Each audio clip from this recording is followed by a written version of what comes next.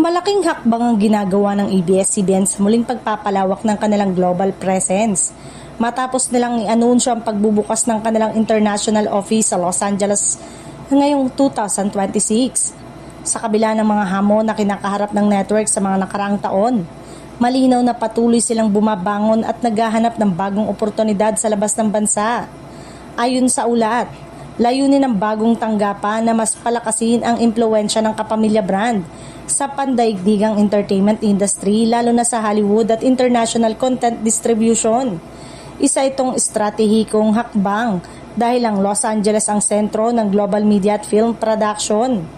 Nagbigay din ng suporta ang megastar na si Sharon Cuneta na nagbahagi ng natural na balita sa kanyang social media account.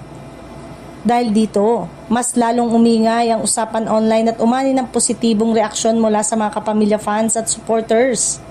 Kasabay ng pagbubukas ng opisina, nag-aalok din ang kumpanya ng mga bagong oportunidad sa trabaho, partikular sa roles tulad ng assistant o coordinator.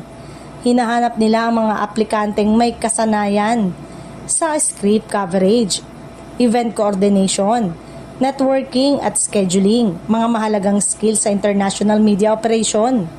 Binibigyang din ng ABS-CBN ng kalagaan ng pagiging organisado, detail-oriented at may kakayanang makipagtrabaho sa iba't ibang kultura. Ipinapakita nito na seryoso ang network sa kanilang layuning makipagsabayan sa global standard at makipag-collaborate sa international partners. Sa kabuuan, ang pagbubukas ng ABS-CBN International Office sa US ay hindi lang simpleng expansion. Isa itong malinaw na senyales na patuloy ang kanilang pagbangon at pag-angkin ng pwesto sa global stage, habang patuloy na nagdadala ng kwentong Pilipino sa iba't ibang panig ng mundo.